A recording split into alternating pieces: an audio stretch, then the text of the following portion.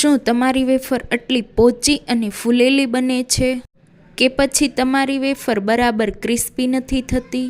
તો આ વેફર ઘણા લોકો ટ્રાય કરતા હોય છે પણ તેનું રિઝલ્ટ કંઈક અલગ જ આવે છે. પણ આજે હું તમને બતાવીશ એકદમ ઇઝી અને પરફેક્ટ રીતે, જેમાં તમારી વેફર એકદમ સફેદ, ફૂલેલી અને સુપર ક્રિસ્પી બનશે. અને હા, આ વેફર તમે બનાવીને આખો વર્ષ માટે સ્ટોર પણ કરી શકો છો. જ્યારે પણ મન થાય ત્યારે તળી અને એન્જોય કરવાની છે.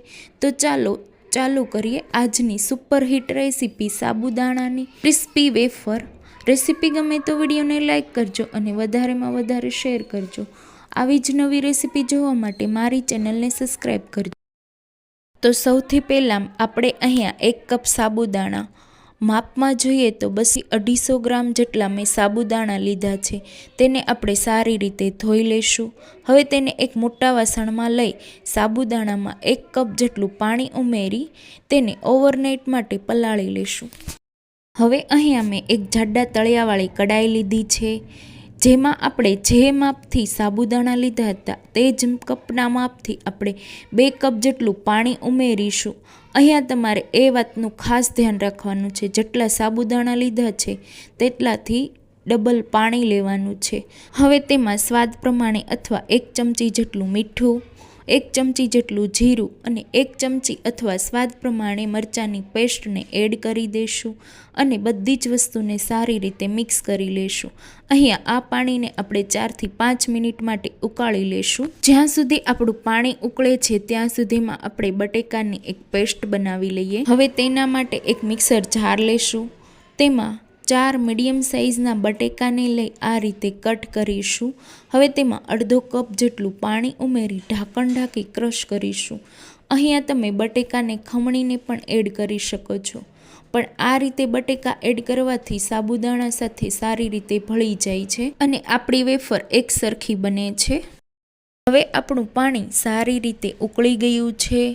આ સ્ટેજ પર આપણે તેમાં પલાળેલા સાબુદાણાને એડ કરીશું. સાબુદાણા એડ કર્યા બાદ તેને સતત ચલાવતા રહેવાનું છે, જેથી તે નીચે ચોટે નહીં. અને હવે મીડિયમ ગેસની ફ્લેમ પર સાબુદાણાને 10 થી 12 મિનિટ માટે સાબુદાણા જ્યાં સુધી ટ્રાન્સપરન્ટ ન થાય ત્યાં સુધી આપણે કૂક કરીશું. અહીંયા સાબુદાણાની વેફર બનાવતી વખતે આ સ્ટેપ કરવું ખૂબ જ જરૂરી છે. સાબુદાણાને એકદમ ટ્રાન્સપરન્ટ થાય ત્યાં સુધી આપણે કૂક કરવાના છે. તો થોડી વાર પછી તમે જોઈ શકો છો સાબુદાણા ધીમે ધીમે ટ્રાન્સપરન્ટ થવા લાગ્યા છે. સાબુદાણા ટ્રાન્સપરન્ટ થાય એટલે તે પાણી કલર જેવા બનવા માંડશે. જ્યાં સુધી સાબુદાણા સંપૂર્ણ રીતે ટ્રાન્સપરન્ટ ન થાય ત્યાં સુધી આપણે તેને કૂક કરતા રહીશું. હજી આ સાબુદાણાને આપણે 1 થી 2 મિનિટ માટે ફરીવાર કૂક કરી લઈશું. હવે આ સાબુદાણા ટ્રાન્સપરન્ટ થઈ ગયા છે. તમે જોઈ શકો છો એકદમ પાણી જેવા ક્લિયર દેખાય છે. હવે આપણે તેમાં પહેલેથી તૈયાર કરેલી રાખેલા બટેકાની પેસ્ટને ઉમેરી દઈશું. એડ કર્યા બાદ બધી જ વસ્તુને સારી રીતે મિક્સ કરીશું, જેથી આપણે બટેકા સાબુદાણાની વેફર એક સરખી પડે. હવે જો આ મિશ્રણમાંથી તમે સાબુદાણાના પાપડ બનાવવાના હો તો આ સ્ટેજ પર તમારે ગેસ બંધ કરી દેવાનો છે. પણ હું અહીંયા સાબુદાણાનો ગાંઠિયો અથવા વેફર બનાવી રહી છું, એટલે હું હજી આને 1 થી 2 મિનિટ માટે ફરી સતત હલાવતા જઈને કૂક કરીશ.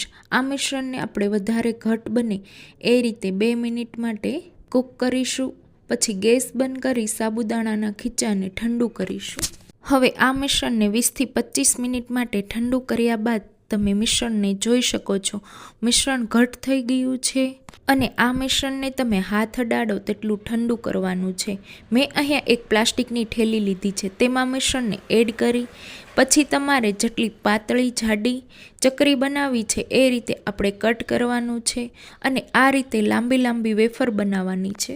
અહીંયા મેં વેફર પાડવા માટે એક પ્લાસ્ટિક લીધું છે અને આ વેફરને આપણે પ્લાસ્ટિક પર જ પાડવાની છે. તમારી પાસે ચકરી બનાવવાનું મશીન હોય તમે તેમાં પણ વેફરને બનાવી શકો છો.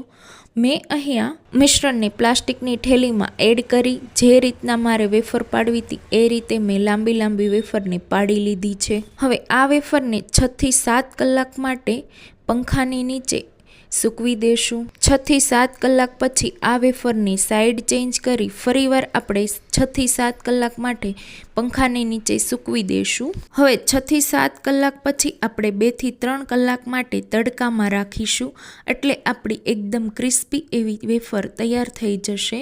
તો 2 થી 3 કલાક પછી તડકામાં સુકવ્યા બાદ તમે જોઈ શકો છો વેફર એકદમ ક્રિસ્પી એવી તૈયાર થઈ ગઈ છે. આ વેફરને આપણે કોઈ પણ એરટાઇટ ડબ્બામાં ભરી આખા વર્ષ માટે આપણે સ્ટોર કરીશું. અને તમને જ્યારે ખાવાનું મન થાય ત્યારે આ રીતે આપણે તેલ ગરમ કરીશું અને તેલ ગરમ થઈ જાય એટલે વેફરને એડ કરી આ વેફરને આપણે તેલમાં એડ કરશો એટલે તે સાઇઝમાં ડબલ અને ટ્રિપલ થઈ જશે. તો એકદમ સફેદ પોચી સાબુદાણાની વેફર તળાઈને રેડી થઈ ગઈ છે. તો આ રીતે તળાઈ જાય એટલે તેને આપણે કિચન પેપર પર કાઢી લઈશું. તો આખા વર્ષ માટે આપણે સાબુદાણાની વેફર બનીને તૈયાર છે. જ્યારે પણ મન થાય ત્યારે ઝટપટ તળીને ખાઈ શકો છો.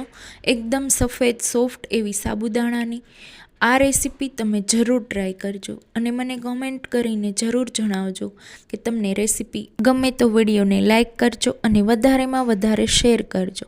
આવી જ નવી રેસીપી જોવા માટે મારી ચેનલને સબસ્ક્રાઈબ કરજો. તો થેન્ક્સ ફોર વોચિંગ.